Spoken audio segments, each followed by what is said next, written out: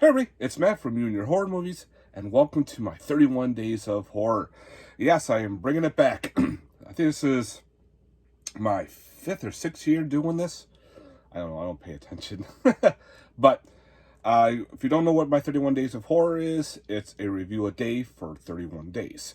I just randomly grab a film, watch it, and do a review for it. This year too, I also gone through my collection and picked certain films for it. So some I have specifically selected, and some days I'm going to be like, let's just grab this one and see how this one goes. This is a great way to look through the collection, weed out certain films, but also to be like, oh, I always wanted to revisit that film. Perfect time. So I'm actually going to bring you a film from last year. It's from 2023, put out by SRS Cinema. SRS Cinema is kind of like low budget, shot on video type films, but this one's a cool little horror anthology. We love our anthologies, you know, all short horror films, all wrapped into one. This does have a wraparound too, which is nice. The film we're going to be talking about is called Tales from the Graveyard. Excuse me, I'm trying to get over a cold. It sucks, this thing still lingers.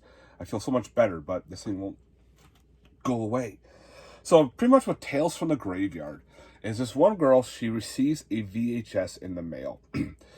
She doesn't know who it's from or anything.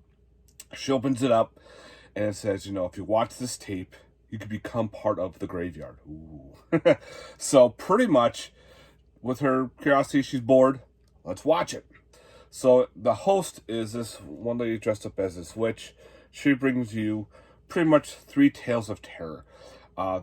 They say there's 4 on here. The 4th is considered the wraparound, which is pretty cool.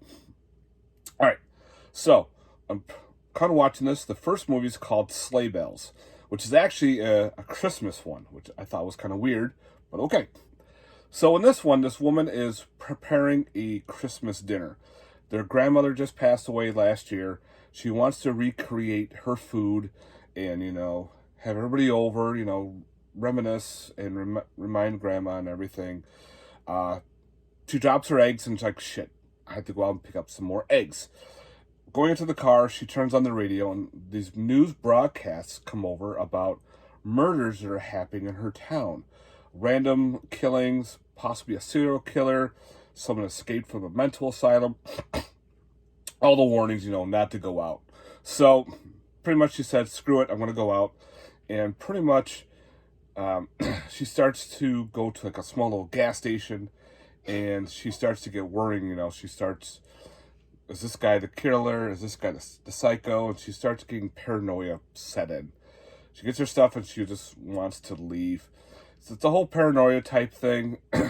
It does have a little bit of a twist at the end. It was okay. You couldn't tell there's no snow. So it must have been like somewhere like on the west side or California, how we're shot, where there's some areas where there's no snow at all. So it didn't really feel Christmassy, but they had all the decorations and all that shit up and around. So that one was like a little bit okay. So the next story is called Frank. Pretty much this new psychologist, it looks like at a university. She's settling in her office. This gentleman walks in covered in blood with a meat cleaver, sits down and starts talking to her. And at first it was kind of weird because she wasn't really shocked. She's like, oh, okay.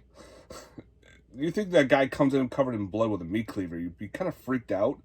She wasn't really freaked out. She was just kind of like, another day at the office. So pretty much Frank starts to tell his story about him because he has no friends.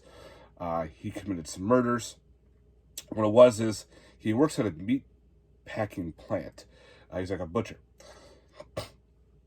Excuse me. So he wants to have a party. He's got all the food. He's got games and things set up, and no one attends. He starts calling everybody. Calls the girl that he likes. She has no interest in him at all. The guys that work with him are like, no, we're at another party. So he just loses his shit. He starts going after the people and starts hacking them up with his meat cleaver. So now this Frank guy is telling this in front of the psychologist, and she's like, "Oh fuck." So here we go. So that one was okay. I like the story within the story. The ending of that one was kind of just but it was kind of interesting for the rest of the story. So it is what it is. I liked it. The third one was actually my favorite. And that was called The Eye of the Serpent. The Eye of the Serpent is this college professor or scientist. She's working on a cure for blood cancer. And she's using snakes, specifically snakes that are radiated with specific doses of radiation and other kind of chemicals.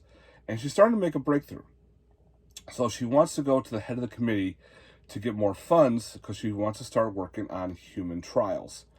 They're like, hell no, we're not doing that. And they're kind of jealous of her. And they pretty much, the committee wants her done. So they set her up and make her fired pretty much.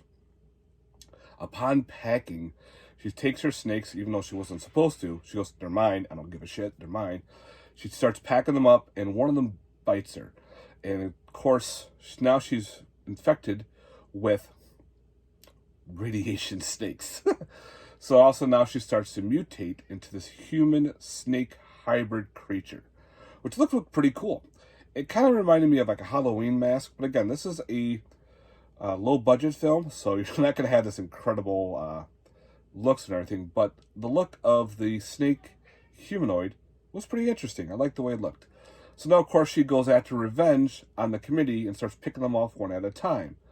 I liked it. That was like probably my favorite of the storyline. I had a good time with that one. And, of course, during the wraparound, when she's watching the film, weird shit starts happening. You see this weird, like, hand puppet gator thing grab her cell phone and start pulling it away. That was funny. Other weird things are happening around her apartment. Her friend shows up, and now they're starting to see weird shit happening, and they're becoming part of the graveyard. So yeah, if you guys like horror anthologies, if you like low budget films like that, I definitely recommend checking out Tales from the Graveyard. Again, you can get this through SRS Cinema. I don't think there's any special there are some special features on here, but nothing too crazy. Like, you got SRS trailers, the trailer for this movie. You got commentary, so you got some stuff on the disc.